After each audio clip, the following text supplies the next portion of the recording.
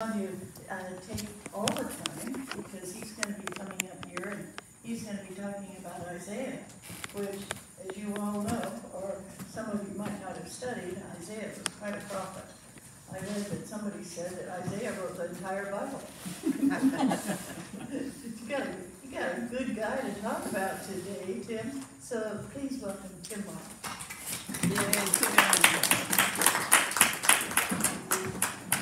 Good morning. Good morning.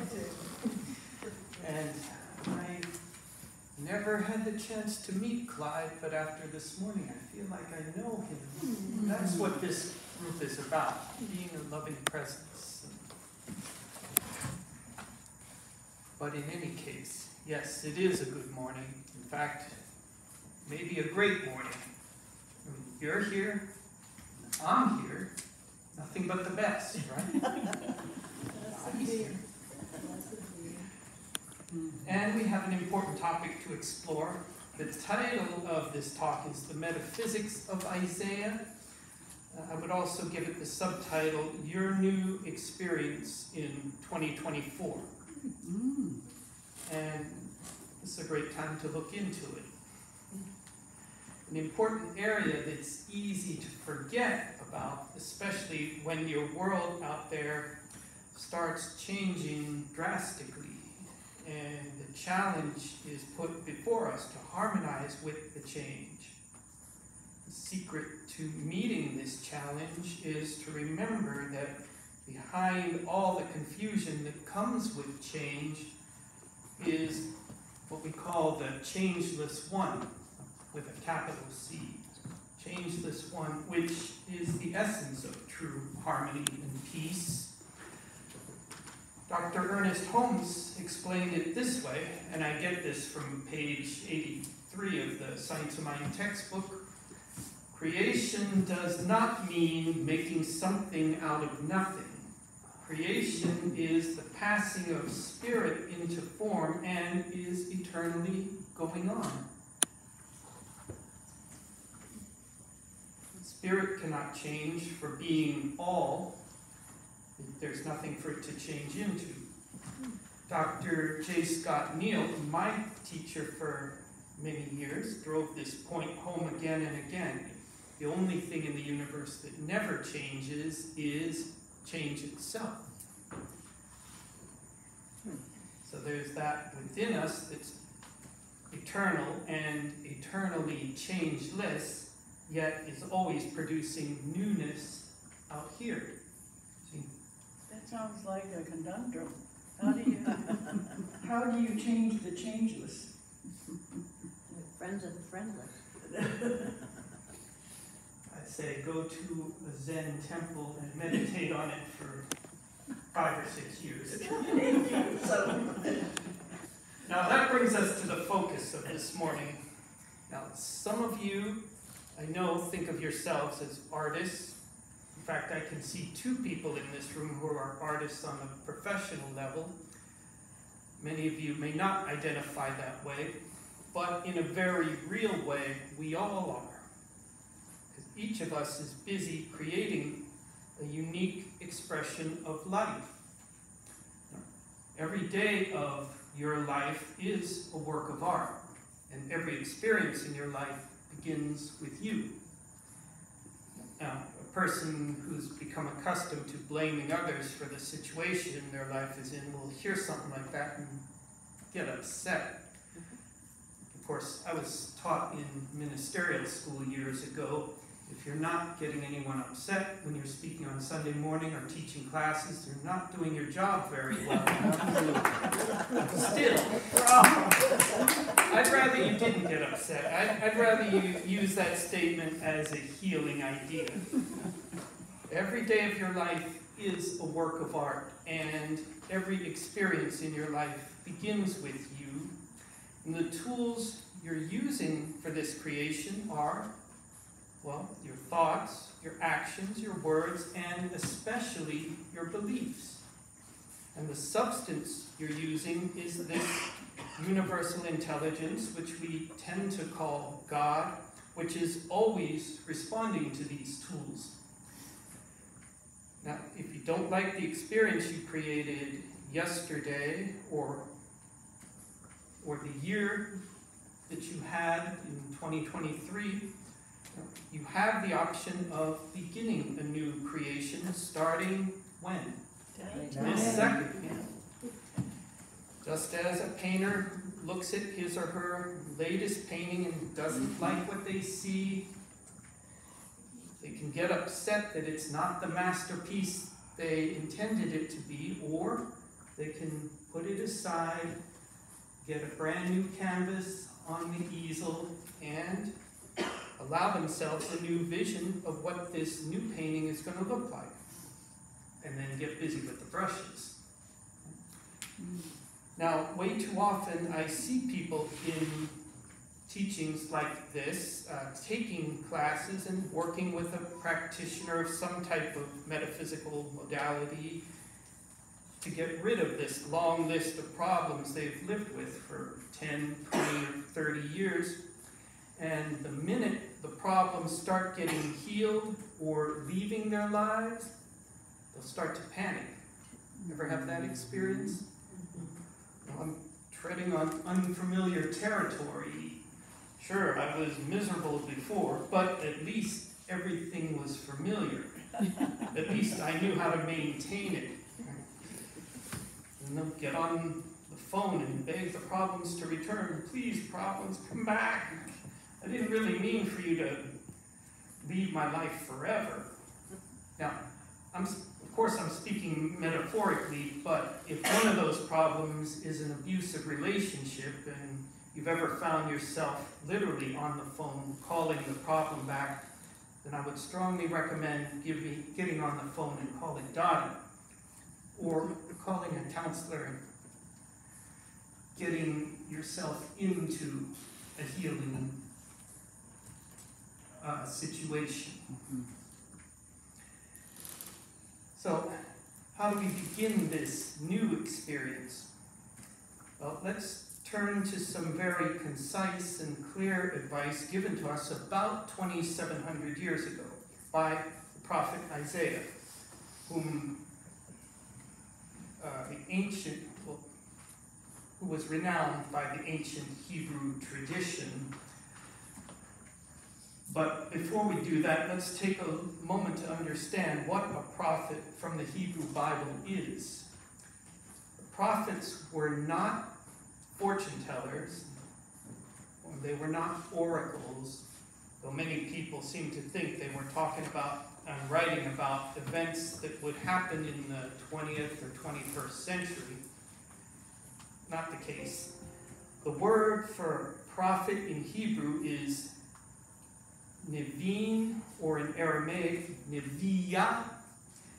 Both words describe a person who's skilled at going within and listening to that divine guidance. Someone who learns to see beyond the physical plane and then uses that insight to help people around them along. And they practice what we call mysticism of Middle Eastern culture. That's a topic we explored a few months ago in Janet's speaker series. If you missed it, I recommend finding it on YouTube. So Isaiah was thought to be a court prophet who advised kings and high-ranking officials. The other well-known prophets from scriptures, Jeremiah and Ezekiel, were part of a priestly order during the low point in the history of Judea when Nebuchadnezzar conquered most of that part of the world and destroyed the temple in Jerusalem. This was a few decades after Isaiah's time. And when they would speak, they would or have a scribe write their words. They would use imagery that the culture they were speaking or writing to could understand and relate to. So let's look at some of the advice that was given to us by the prophet Isaiah. This is from chapter 43 of the book that bears his name, in what we call the Hebrew Bible or Old Testament. he started by saying, "Thus saith the Lord," which is a Middle Eastern way of saying, "I'd like to relay my understanding concerning the nature of God." Then he went on to say, more or less quoting God here, "Remember not the former things, neither consider the things of old. Behold, I will do a new thing. Now it shall spring forth, and you shall know it. I will even make a way in the wilderness and rivers in the desert." Now, this was written at a time when the once great nation of Palestine was in political and economic turmoil. Most people, including the political and spiritual leaders of the time, were waiting for God to come back down and fix everything. Some were wondering why he hadn't done so thus far. They would say, is there a law that Moses gave us that we're not following? Are we not performing the animal sacrifices and other temple rituals correctly? Why is God letting us go through this awful experience? Like many of us, a question many of us have asked at some point. And I can just imagine this upstart prophet hearing this and going off on a fiery sermon, telling these people, in effect, stop trying to get God to change his mind about you and get busy changing your mind about God and about yourself. See? So Isaiah was speaking to the people of his time, but whether he knew it or not, he was also speaking to the people of today. I'm not just talking about the people in that same part of the world who are now facing similar problems. Also, this is something that applies to all of us. How many of you know someone who's always upset with the world, upset with their lives, and upset with the people in their lives, and not willing to recognize the common denominator of everything they're upset with? And what is that? Themselves. So listen, everyone. There are enough people out there who are focused on what's wrong with the world and who's to blame for it. That job's been taken many times over. So, as students of teachings like this, it's our challenge and I would go so far as to say our responsibility to never stop focusing on the question, how can I be an example of what's right with the world? Even if no one else in my life is interested in participating. So how do we do this? Okay, let's take another look at the advice given to us by Isaiah. First he says, "Remember not the former things, neither consider the things of old." And by that he meant, stop dwelling on the good old days. Absolutely stop dwelling on the bad old days. In fact, wake up out of your daze. Spelled D-A-Z-E. We all have a personal history with a multitude of valuable lessons on how to have a good life. Some are lessons on the right way, and others on the wrong way, on what not to do. They're both valuable if we pay attention to them. The problem is that so many people choose to hold on to everything about their past except these lessons. But they can certainly hold on to guilt or the resentment, the regret, or even reminiscing about the way it used to be in the good old days, but is no longer, which is every bit as counterproductive as those other things. And in all these cases, universal intelligence always responds to this old stuff in like manner, always bringing a new version of it into today. So it's no surprise when that kind of thinking inevitably brings the experience of lack and limitation, poor health, and general misery. We could say the same kind of experience that the Holy Land, quote unquote, was going through at the time of Isaiah. It's unfortunate how few people listen to him, but that's not a good excuse for us not to. Remember not the former things, neither consider the things of old. Then he goes on to say, behold, I will do a new thing. Now it shall spring forth, and you shall know it. Which means, when you're through dwelling on the past, and you've nursed your mental wounds, look and see what God has in store for you in the here and now. A new experience, a new life experience greater than anything you've ever thought possible. Simply waiting for you to wake up to it. Notice he didn't say, behold, I will fix all your problems and make them disappear. Darn. Yeah, darn, that's right. Contrary to what a lot of people wishfully think, God is not a cosmic fix-it man, nor a cosmic bellhop. What God is eternal new creation, forever creating all things new. See? When we see a person experience a seemingly miraculous healing in their physical health, or go from living in poverty to prosperity, and I've seen a few of these events in the 30 years plus that I've been a student of New Thought teachings, and I can tell you these things happen because the person realizes that each moment holds infinite possibilities for what universal mind can create. And these possibilities are simply waiting for our acceptance of them. The person wakes up to this understanding, then gives it something great and wonderful to create. And, most important, learns to live with it and be responsible for it. So, this brings us to an important question to ponder on. What experience are you preparing your consciousness for? What are you preparing to be responsible for? And are you sure it's not too big a task for God, or universal presence? And some of you are giving me a bad look. I know there's no task that's too big for God. But what I'm asking is, are you sure it's not too big of a task?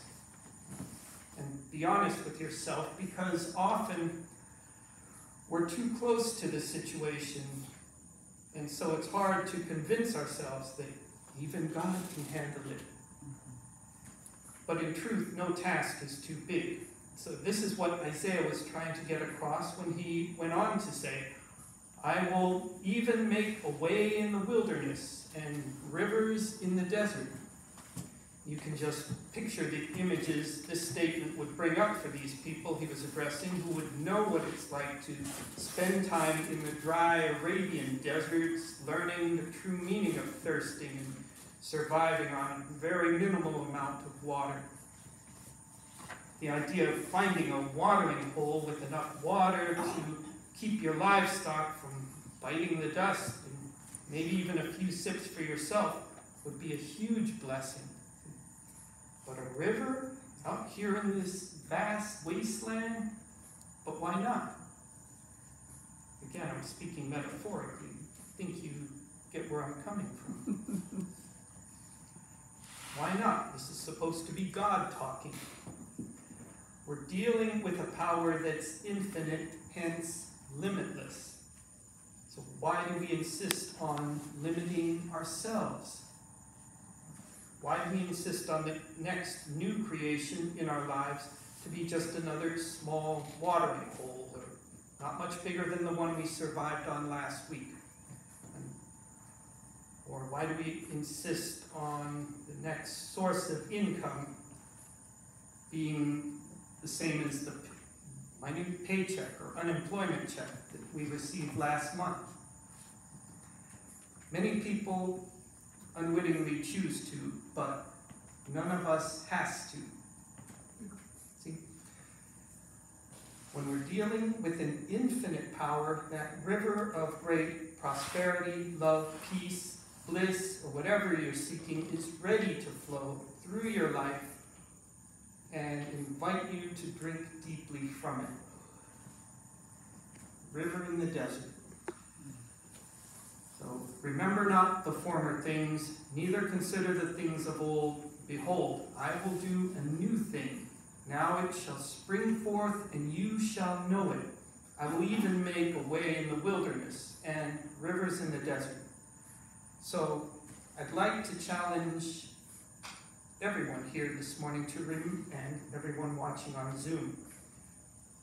Hi, Zoom people. Just to remember that the wisdom of Isaiah and Jesus of Nazareth, and Dr. Ernest Holmes, and Dottie Boone, and all the great thinkers throughout the ages is actually your wisdom, whether you've discovered it yet or not. So let that awakening happen in you, and the change for the better, which this moment holds, unfold for you in harmony. Are you all up for that? Sure. Yeah. Yeah, maybe. For it's good enough to be true, because you're good enough to be true. And so it is. And thank you for having me here. Thank this you. morning.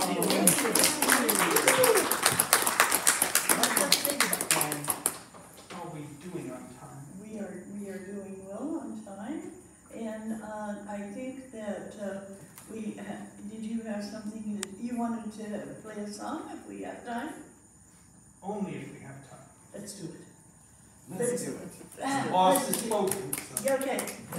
And while you're getting to your guitar, or keyboard, guitar, Jan, did you want to present this candle? Yes, absolutely. This is the candle that we made for Clyde and in his honor. And it's got all the different colors that he loved. It's got a little bit of green, a little bit of blue. He loved red, okay, and he loved black. And so this is his light, which is represented by this lit candle. This is his light that is forever in our hearts. And he took that light very seriously. And as we dedicate this candle to Clyde, we dedicate it also to each and every one of you. Each and every one of you that shines and shares your light with the world, and that we can share it with and for each other. And that's profound. And I want to thank you, Dottie, and you, Corky, for making it possible for us to come here. Reverend Dottie and Reverend Corky create this space for us to come and be a part of. And I want to also announce that our own Reverend Dottie and Ma, her spirit guide, will be on our speaker series. And Yay, this Tuesday. Yay! Tuesday. In just a couple of days. That's just a couple of days. But I want to offer to each of you, remember that light that is Clyde. Clyde, you remember the light that we have for you. Should we send that to his sister? Janet, can you get on the light? Oh, I'm so sorry. Take the candle. And Ed helped with all this, move all this. Ed is amazing. Ed helped with everything. And I also want to say that Ed made it magnificent for us at Lighted Lights. Yay! Yay! All right. So this candlelight is that symbol of light, of healing, of hope, and I believe we have to offer it to his sister. Does that sound good? Yes. Well, at least we're going to send her a picture of it. Beautiful. Okay? Beautiful. So that she can see what we have here for representing Clyde in our hearts. Maybe we could give it to the person who manages the